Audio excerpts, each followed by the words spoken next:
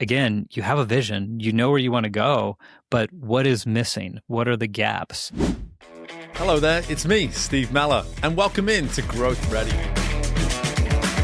On this episode, we welcome Patrick O'Donnell, a performance and growth strategist. Pretty obvious why he'd be here, right? To help us understand the importance and roles systems play in achieving peak performance.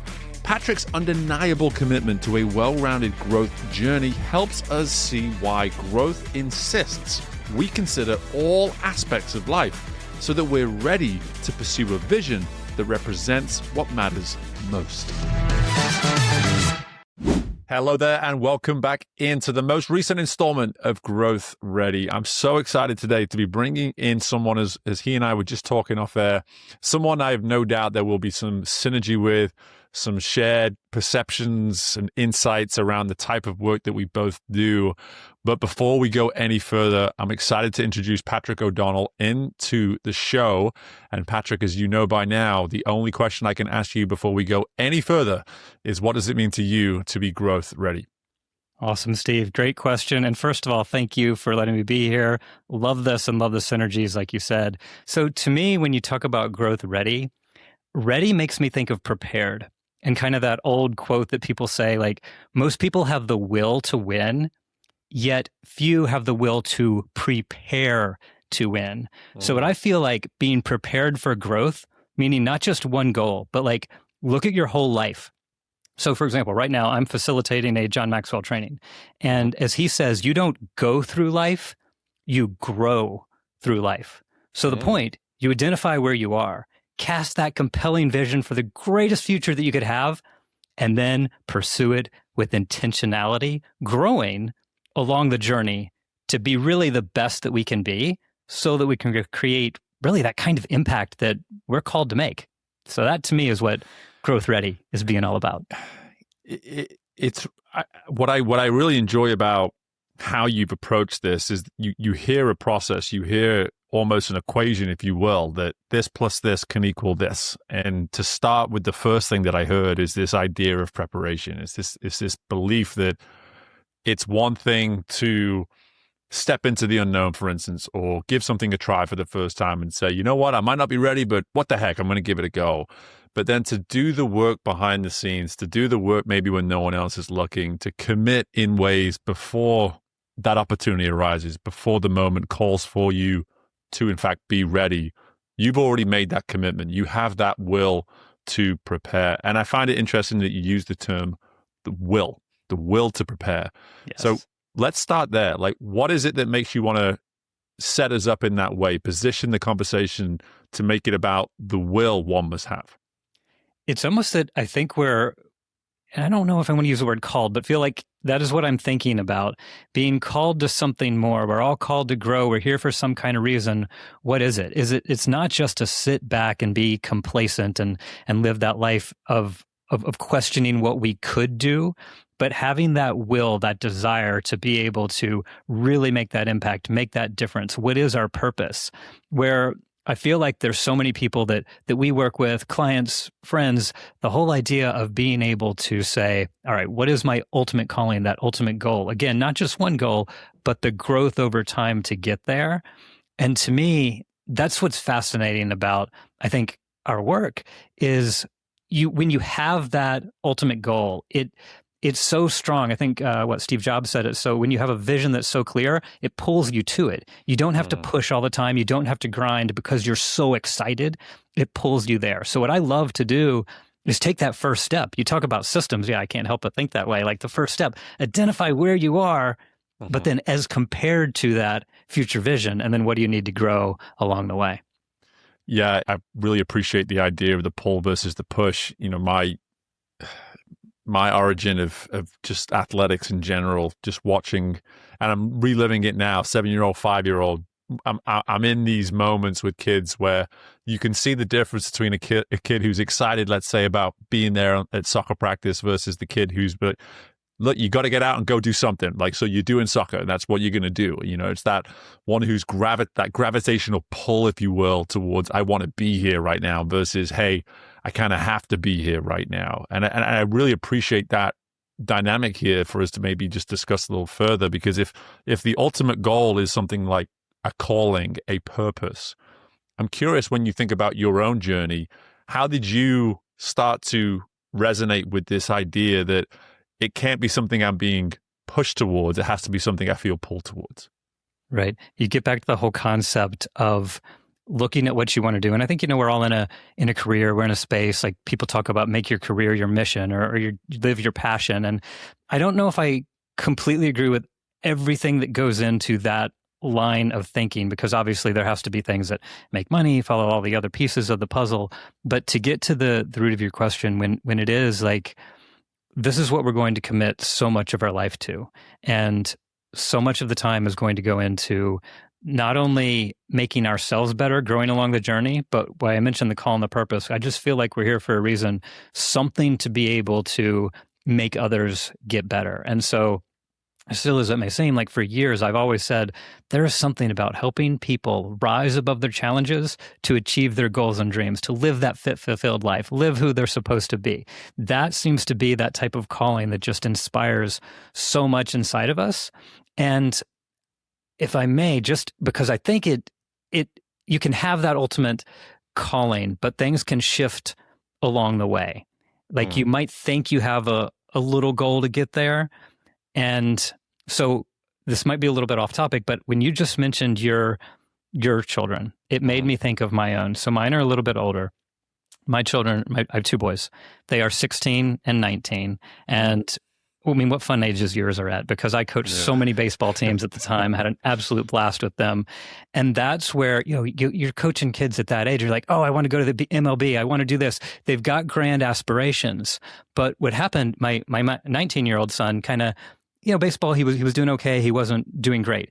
He transitioned over to track and field. His coach saw his arm. He started throwing javelin.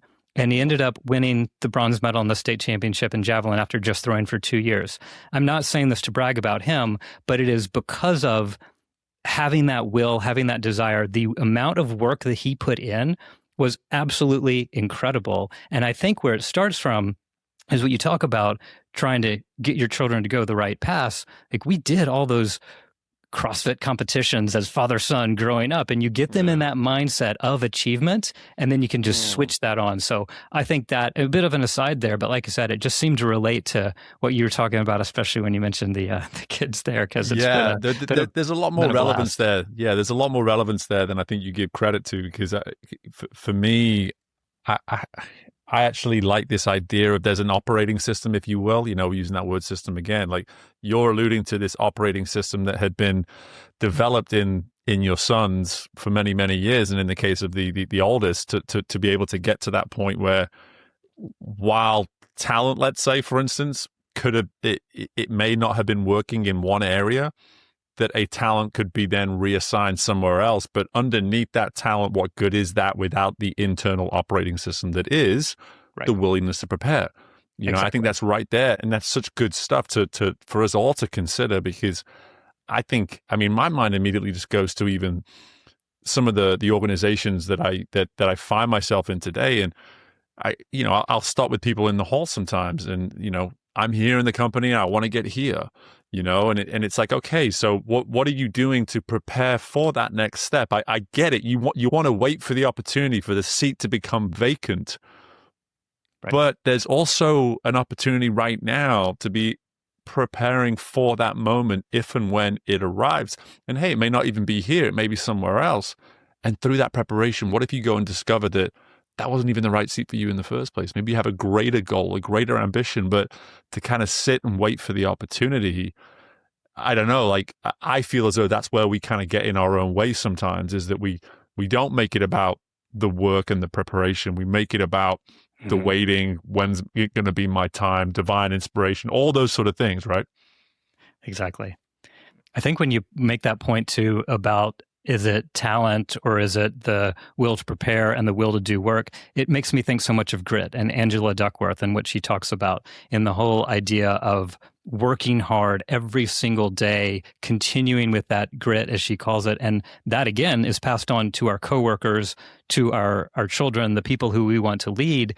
Like when it gets to the point of complimenting them, it's not, oh, I'm so happy, you're so talented, you're so good at sports, or you're so smart, you got grades. It's, I am so proud of you for the amount of work that you put in to do this. And that gets back to the underlying purpose of, like, you put grit and that desire to grow together. That's when you're going to achieve these great things. So yeah, great point. Applies in families and in the office. So what was that moment for you, Patrick? Like when you think back to just your journey up to this point, like here you are today, a man that believes in preparation, in systems, in intentionality, all of these sort of things. But rarely do we just wake up one day and sort of have all that figured out. Like when was it, where was it on your journey where everything that you've shared up to this point around what it means to be growth ready, the seed started to get planted? It started to make sense the way it maybe does make sense today. That's a great question. So I'll take you back, I suppose, to the good old 2008 real estate crash, right? Ooh. So I was working in the real estate industry in that time, actually a VP of marketing at a high-end construction home builder.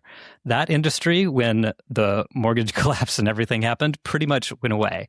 So here I am at this point with two young boys. My wife and I are thinking, all right, I'm voluntarily leaving this position because there is no more job here. There is no industry. And what can we do, not only to support the family, but I'm not in great physical, really, or mental shape at that point. And so, but instead, I take a step back and see what the top performers in the world are doing. What do they all have in common? And that, I mean, I'd always liked systems. I've thought in that way. But when you actually look and see what everybody was doing, how are these people the most successful in the world? There was all some type of system to it. Many of them, for example, just starting with a morning routine. What is my ideal vision for the future? How am I going to start my day with intentionality? What are the 3 top things that I need to do for the day? And when you talk about that vision of the ideal future, that is when my wife and I really, when we could have been at our, pit of despair, there's no more, the economy's crashing, whatever.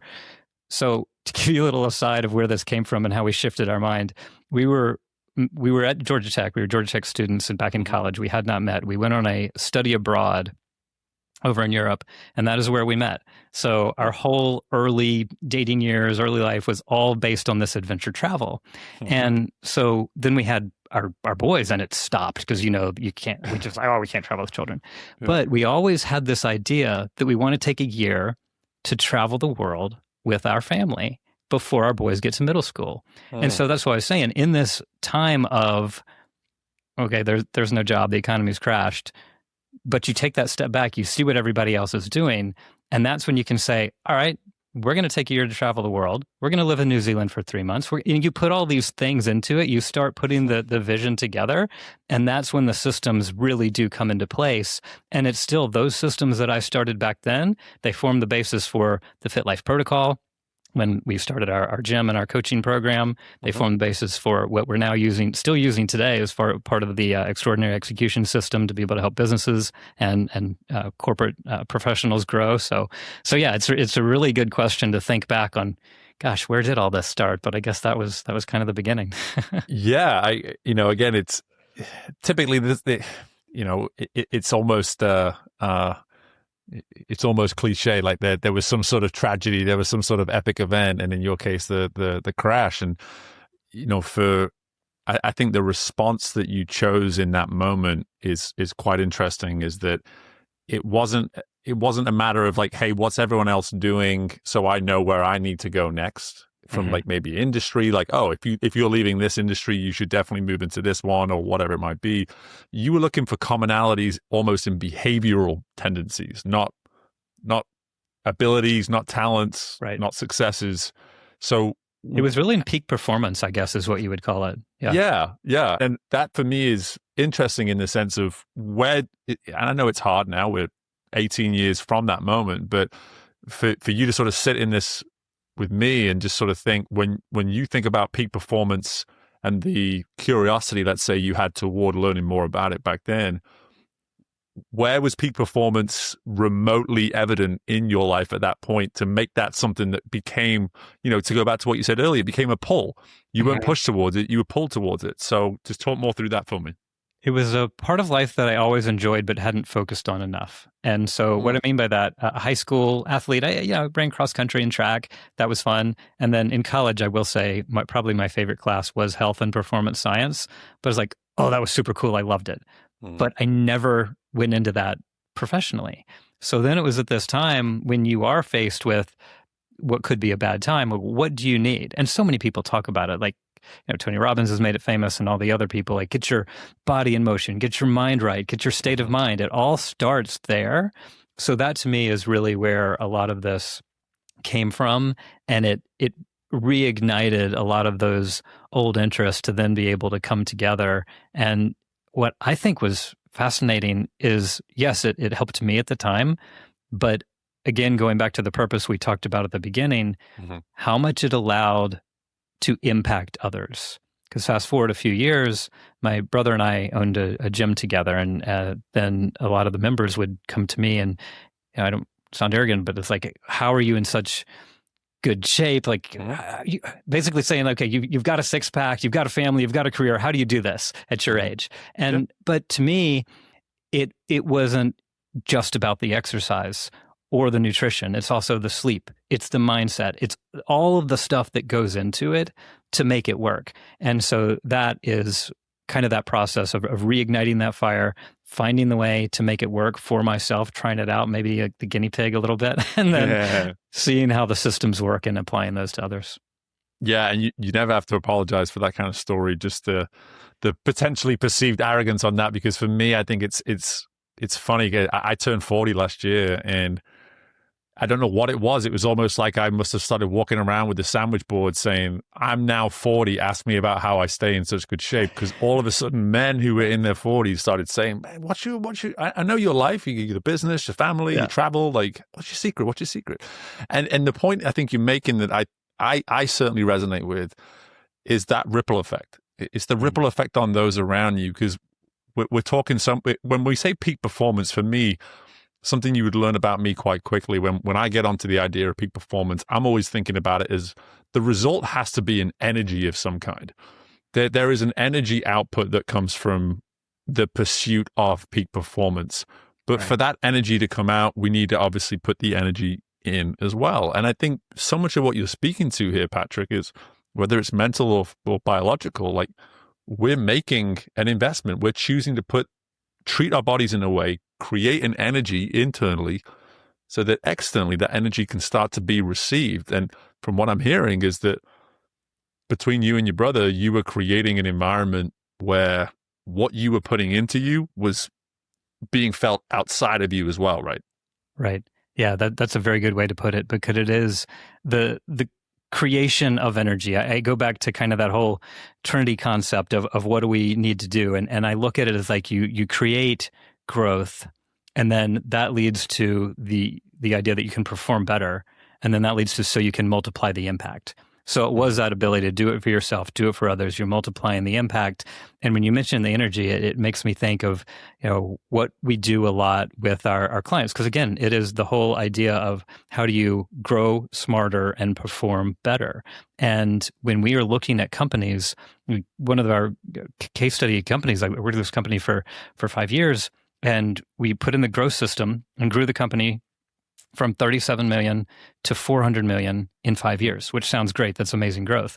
But what I think is really cool is the CEO's mindset is one of making sure that the team members are not, like, you have that kind of growth, people could be burned out, right? Sure. You're just grinding too much. But the whole idea was, it was so that people could live fully in all aspects of life. And we got into some pretty serious stuff that's not as familiar for a corporate company, but looking at really cutting edge biological age test.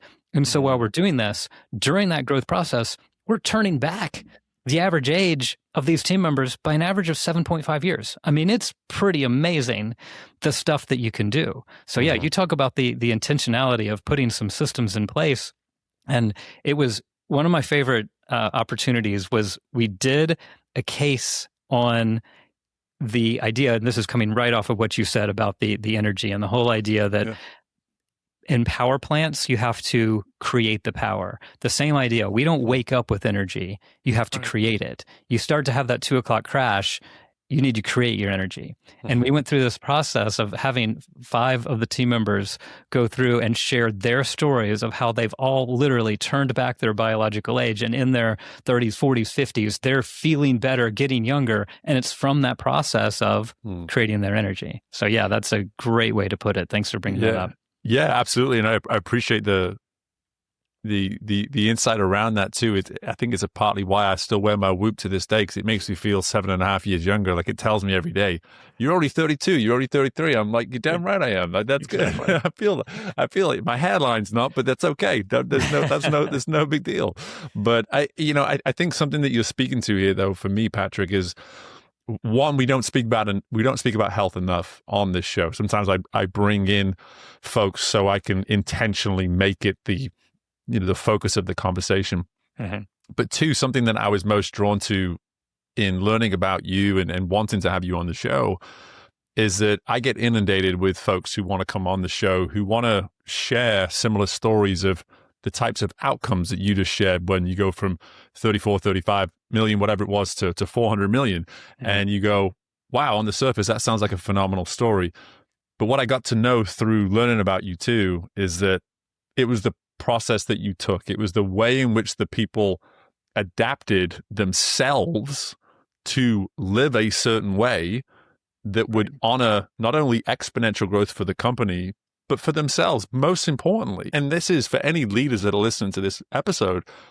I hope you can hear this. Like, it's not just the outcomes and the goal meetings and the quarterlies, etc. There's this daily intentionality that you're speaking to us here, Patrick, that folks, how do we make that the discussion? How do we make the daily intentionality part of the discussion when it comes to how your people can simply start investing in themselves better? Right. Yeah. Again, I will say so important. And again, props to the CEO of this company, and Don Winter. He created the extraordinary execution system is what it's called. And just to go a little deeper there, because a lot of people, I think what you're referring to is people, and there are so many good business operating systems out there, like the entrepreneurial system, entrepreneurial operating system, EOS, Scaling Up by Vern Harnish. So what Don did was take those, add on to them kind of the concepts of Jim Collins, John Maxwell, but then there was a whole nother layer on top of that. And that was the element of being able to make that impact. And like I said, having the team members live fully in all aspects of life. So this thing that created was called the personal compass. And it has the 8 F's. So just like if you're going out in the woods, a compass would give you direction in life. The idea was so your personal compass could give you the direction of where you want to go in your own life.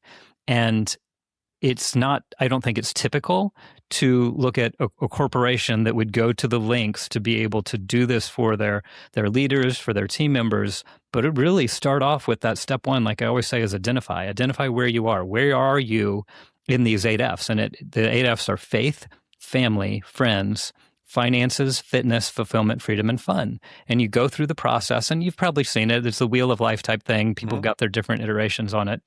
But if you're not thriving in one of those areas, we'll focus on it. Where can you improve in that area? And then have the conversations with your leader. We call them alignment meetings, the whole idea of being able to get aligned.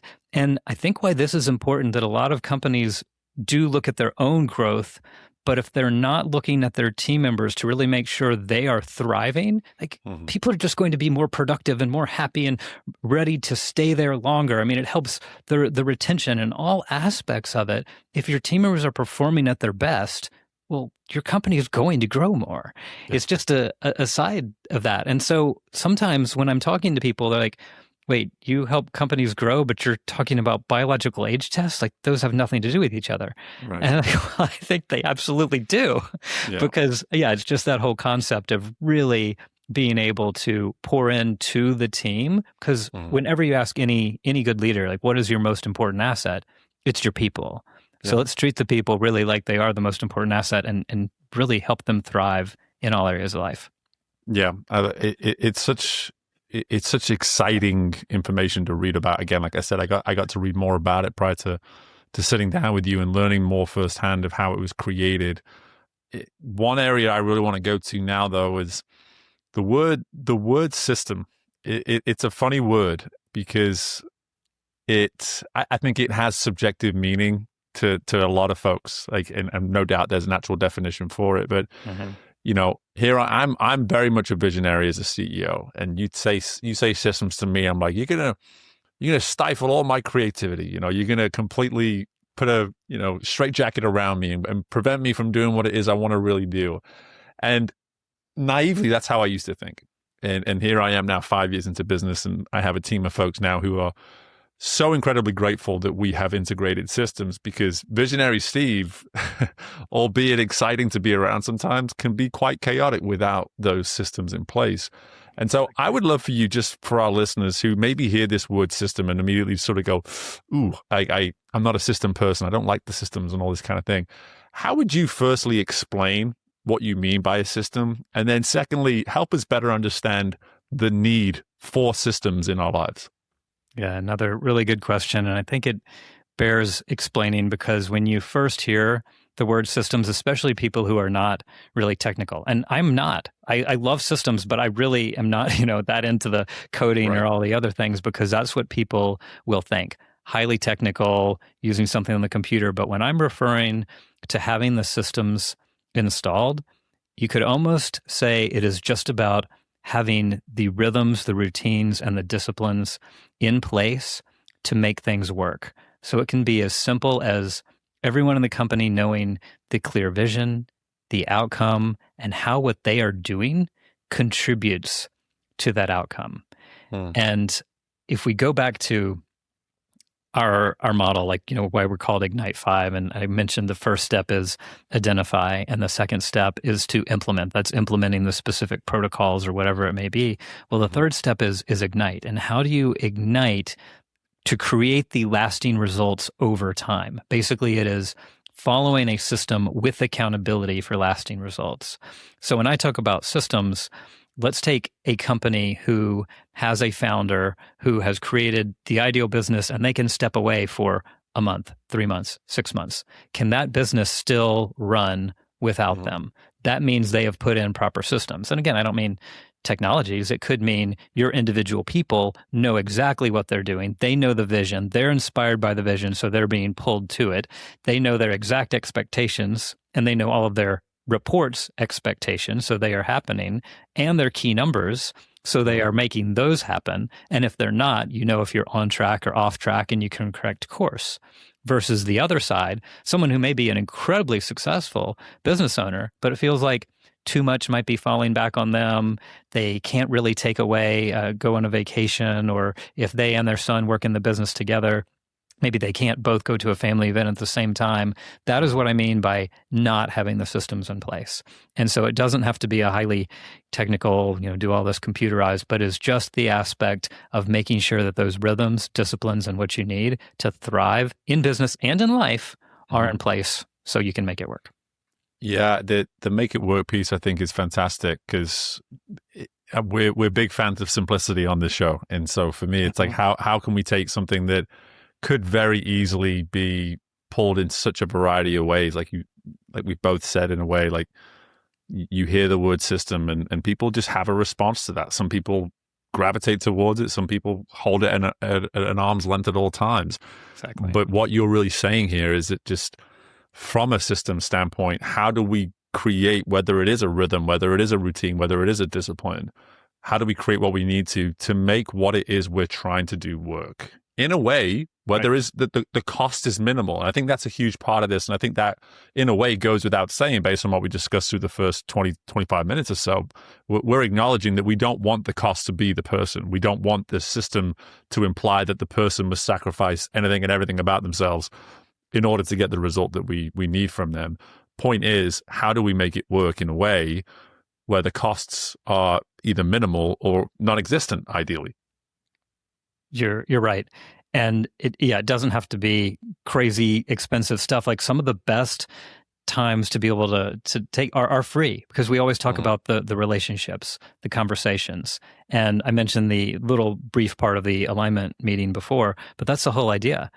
If you want someone to grow, how can it happen? So much of it is through relationship. So this alignment meeting, people might only meet with their reports when they've done something wrong and have to go reprimand them or give them disciplinary action or try to do performance reviews or whatever. But instead, if you shift it and look at these alignment meetings of like, let me learn more about your life. How can I help you in these areas? How can I help you achieve your big goals? And then we get right down to the core of that meeting, and we call it a GPS. That stands for growth, progress, and support. So the idea of how can I help you grow? How can I help you progress, make progress to get there? And how can I support you along the way? And what a great conversation for a leader to have. Again, you could call that a simple system, a simple framework, whatever you want to call it. But the idea is there's no cost to that. And you're certainly going to help your team members. And if you have reports that are working for you and putting in 40 or 50 hours a week, if you can't take an hour a month to be able to have that kind of conversation with them to support them, then, well, might not want to be leading people, because that's really what it's all about, right? Yeah. And I think that brings up a great point of just like the integrity piece of all this. I think what you're alluding to really just hits me in that regard, is that I think all too often, a lot of what you've presented so far at the surface, leaders, organizations, they'll entertain it to an extent, And I don't know what your experience is, but this is certainly mine, is that we talk about health to an extent. We talk about mindset to an extent. We may even talk about systems to an extent. But the buy-in piece, I'd love to go there with you, is you've seen the work. And it's one of my favorite things to say to those that I work with, is when we get to that point, you see, the work works. We just have to give it time. Right. I'm curious, just from your standpoint, when you think about, and maybe this is even a great time to even reflect on your own journey, is what is it for people that gets them to suddenly put both hands up and say, yep, you got me. Like, everything that we're talking about, we can no longer do it to an extent. We must do it properly all the way, because we see the benefits now. We understand the benefits now. Right. I think it does come at different times for different people. And maybe I should start out by saying it is not for everyone, because there are a lot of people that just have a mindset where it doesn't fit this culture. Because I say this isn't typical, but like you say, the work works, and I've seen it work. But is it some people that are just so inspired naturally and they want to be able to truly help their people and see their business more than just a business as a for-profit entity? Like, they see it as a calling, they see it as their purpose, and they really want to help their people grow and help provide for their team members' families. That is one core type of person. They would typically be fired up by it. Some other people might not get to that right away, where I'm thinking of working with some others who they were actually getting close to their exit and thinking, gosh, I don't have a business that I thought I could. Like, they're Superman. They got it to be incredibly successful, but without these systems and frameworks and accountability all in place. And so then they're almost forced to think, all right, how will this run without me? That will allow me to then step back, look at the frameworks, what we do need to put in place. And that can be a really great time to get people into it. And a lot of times people will just start out with the growth part, but then as you do it, you realize, oh, wow, this really does help people thrive in life. And that gives them that sense of accomplishment and being able to help others too. And then I think the third that comes up is we've worked with some people who have been in some really tough situations, meaning there were good companies, they had a good product, they were selling things, but they were at points where too much was falling back on the founder, who was completely stressed out, or maybe some cases where people couldn't pay back their loans, they weren't profitable. And so they were forced to make the change to put these type of things into place. But again, when you do, that can be with the thing that can really turn around organizations and can be done fairly quickly. I mean, in under a year, I've seen people triple their amount of revenue. And so it can be done, but I think those are some of the different places when I've seen it happen. Yeah.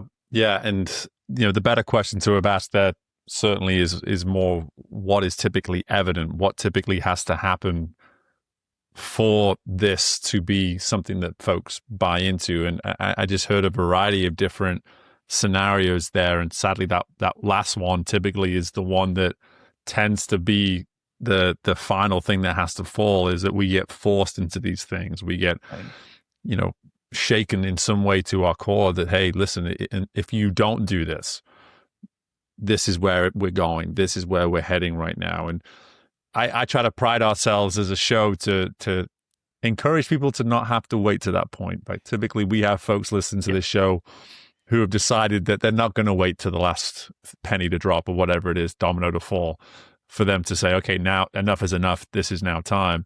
And so with that being said, I'd love for you now just to kind of serve our listeners through maybe just some basic how-to starting points when it comes to, let's say someone's listening to this right now and they just hands up, Patrick, like, I know from a system standpoint, on a day-to-day basis, routine, whatever you want to call it, I know there's ways I can do this better. I know there's ways that I'm getting in my own way.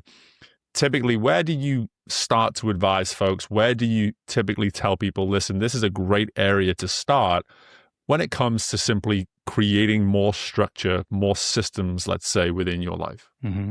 Always starting with the identify and then the vision. So I know I've mentioned that first step is identify, but do some type of assessment. And this can work on both sides, the growth side or the performance side. I mentioned the 8Fs assessment before. Also, if you want to get really into the performance, biological age test, or what we look into is the blood test.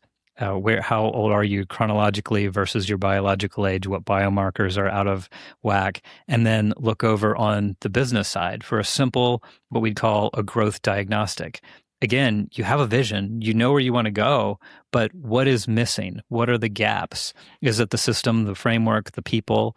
And that is going to give you kind of that foundation of step one, the identify. But I can't say enough about having that vision, casting that vision for where you really want to go, having that magic, like, this is where we all want to go. This is our passion. This is what we want to do. And then going back to getting the people so excited about it that it pulls you toward it. I know I mentioned the pull before, but being able to have the ability to get there. But then from there, take it the next step and say, okay, I know where I want to go and I know where I am now. So what are then the steps that you want to do to get there? And it's mapping backwards from that. And I love the question, like, let's say you and me, Steve, are having a conversation on the park bench where we're 80 years old, and I ask you the question, how's your life? And you reply back, it's perfect. Now, there have been ups, there have been downs, there have been challenges, all that kind of stuff. But what has to exist for you to be able to say your life is perfect? And that's part of our personal compass, where you look at and say, okay, are there 5 or 6 things that would have to be in place to make my life perfect? And then when you've set that vision, that's going to allow you to start down the path. Again, it can be for your business or for your life. But then when you have that vision, it is amazing the steps that you can start taking. And we love that process of then working backwards. Like, okay, that's 20 years, 30, 40 years down the line. Where do I need to be in 10 years, 7 years, 1 year? And then what do you need to do each quarter?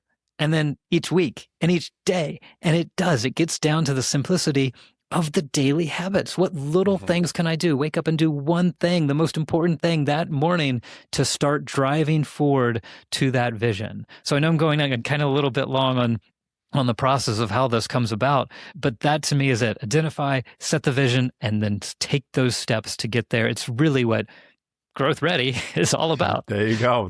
And but I also love a great question. Whenever we can have a great question that can help our listeners just sort of go, okay, there's a question I can sit with, blank piece of paper, pen in hand, blank keyboard, blank screen, keyboard in hand, all the things, and just do some of that work. Like, if I was to get to a point where life was perfect, what would have to exist? What would have to exist for me to say, yep, despite all the ups and downs, life in this moment is perfect?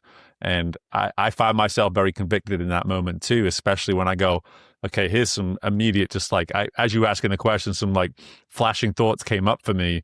And then I immediately went into this very humble moment of just like, okay, how is your day structured right now for that to be the reality if and when Mhm. that moment comes in the future. And it's a powerful question. It's going to force someone to really stop in their tracks right now. And again, that's kind of what we're about on this show. We want the question to kind of force people to stop and say, okay, I may have been looking at this whole thing wrong, or not wrong necessarily, but I could certainly look at this whole thing slightly differently now in terms of, what good looks like, what success looks like, what perfect looks like, because it is one of those words that typically I would encourage us to refrain from looking at things through, is the perfection idea. Mhm. But what I like about the question is that you're asking it more from a, listen, if everything was right in your life, what would have to be true? What would have to exist? Exactly. Great way to say it. And I think it leads into, you've probably heard other people ask similar questions. And one, I think it was Dr. Hatia that talked about the whole idea of the centurion decathlon when it gets into longevity, Yeah. meaning centurion 100 years old, decathlon 10 things. What 10 things do you want to do when you're 100 years old? I mean, this could be as simple as, I want to be able to pick up a great grandchild. I want to be able to walk upstairs. Or maybe you want to climb a mountain when you're 100. But the point is, with all of this, whatever you want to do, whether it's what makes your life perfect or what you want to do when you're 100, like here we are in our, however old people are, 30s, 40s, 50s, but we have to start training right now to be able to achieve what we want at that time. So that's the whole idea. Don't let life pass you by. Take the actions each and every day to get there. When I talk about each and every day, I love the idea of you might have heard it from Jim Collins' book, the 20-mile march.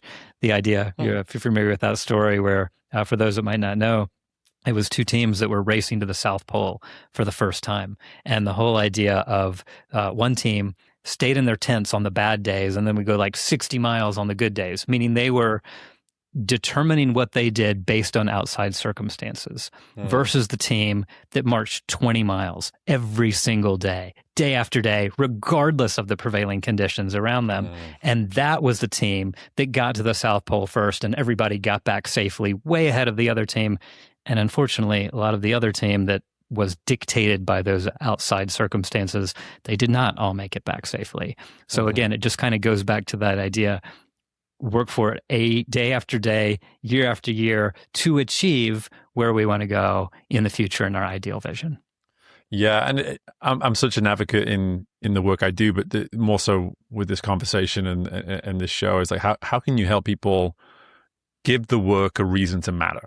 Like, and I think that's such an important part of everything that we're talking about. And I think you've summed this up so well for us here as we come to the close, is this idea that if the vision is well thought out, like if you can truly put yourself, like you said, on that park bench at the age of 80 and say, this is what I would envision me being most satisfied with, most pleased with in that moment, and you can really connect with that vision, there'll be something inconvenient today that you'll be able to find that reason to go and do for that reason, and this has always come natural to me with things like exercise, mainly because of my background in sport. But I like to believe that I hear a lot of truth in myself based on what you're sharing with us, Patrick, is that I do see a very active 80-year-old, 85-year-old Steve. I want to have grandkids that go like, my granddad is crazy. He's always dancing this. He's always doing this. Like my kids already say that about me as a dad. So for me, like that